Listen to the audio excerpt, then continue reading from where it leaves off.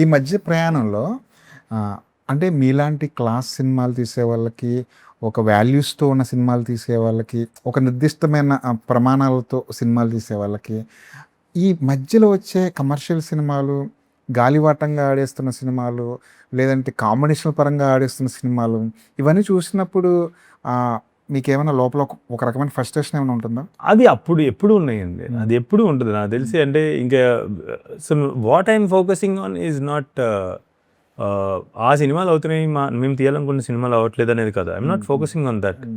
నేను what I'm focusing on, నా ఆలోచన ఎక్కడుందంటే, దేని మీద ఉందంటే, why can't everyone coexist. అదవుతుంది. నేను ఒక రకమైన సినిమా, నేను ఇలా రాబోదుర్ అనేది it's a commercial mass film also. That guy is a mass guy, mass hero వాడు. కానీ నేను ప్రజెంట్ చేసే మాస్ హీరోలో ఒకలాగా ఉంటుంది. ఇంకొకటి అన్ని అందరం ఒకటే మనుషులం కాదు కదా. సో నాకేంటంటే మీరు అంటున్న అన్ని రకాల సినిమాలు కో ఎగ్జిస్టెన్స్లో ఎందుకు ఉండట్లేదు? ఒకప్పుడు ఉండేవి.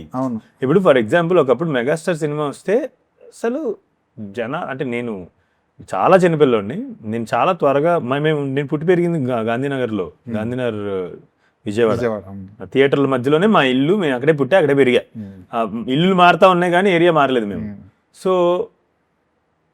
చిరంజీవి గారి సినిమా వస్తే కోలాహలంగా ఉండేది. అసలు మెగాస్టార్ సినిమా అంటే లిటరలీ నేను 5 రూపాయల టికెట్లో లైన్లో ఉన్నప్పుడు చచ్చిపోతామేమో బయటికి వచ్చే లోపల అనే అంత కిక్కిరిసిపోయేవాళ్ళు కదా జనాలు. శ్రీహరి గారి సినిమా వచ్చింది అనుకోండి, దేవా కావచ్చు, పోలీస్ కావచ్చు, సాంబా, తర్వాత భద్రాచలం, ఎంతూజియాజం ఆడియన్స్లో ఉన్న ఎంతూజియాజం సేమ్. అక్కడ 100 మంది వస్తే ఇక్కడ 50 మంది వస్తే వాళ్ళిద్దరిలో ఉన్న enthusiasm same. Because it is megastar Chiranjeevi, ఎంతవరకు రీచ్ అవ్వాలో అంతవరకు రీచ్ అవుతుంది. బికాస్ ఇట్ ఈస్ శ్రీహరి గారికి ఎంతవరకు రీచ్ అవ్వాలో అంత రీచ్ అవుతుంది. ఇంకా మిగతా ఎవరి పరిధిలో వాళ్ళు రీచ్ అవుతున్నారు. ఓకే, కానీ ఆ ఆడియన్స్కి ఎంతూజియాజం సేమ్. ఓకే, ఇప్పుడు ఈ 50 మంది శ్రీహరి గారి సినిమాకి వచ్చిన 50 మంది మెగాస్టార్ చిరంజీవి గారి సినిమాకి కూడా వెళ్ళుంటారు. ఆ సినిమా చూస్తున్నాము అనే ఎంతూజియాజం ఇస్ ద సేమ్.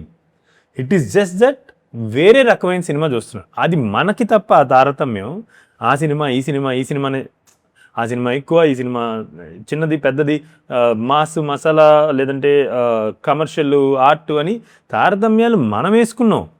కానీ for audience it is at the end of the day it's merely a story that they are watching. And ఎక్కడో మనకి ఏమంటే డిజిటలైజేషన్ స్టార్ట్ అయిన తర్వాత మనం వేసుకున్న ఈ లాంగ్వేజ్ అంతా, మనం రాసుకున్న ఈ లాంగ్వేజ్ అంతా ఆడియన్స్కి కూడా అలవాటు చేసేస్తాం. సో దానివల్ల యాక్చువల్లీ ఈరోజు మీకు తెలిసిందే సినిమాలు కొంచెం ఎంత ఇబ్బంది పడుతున్నాం సినిమాలు తీయడానికి. అది ఎక్కడో it is something created by us only. The language was created by us. Definitions should start. So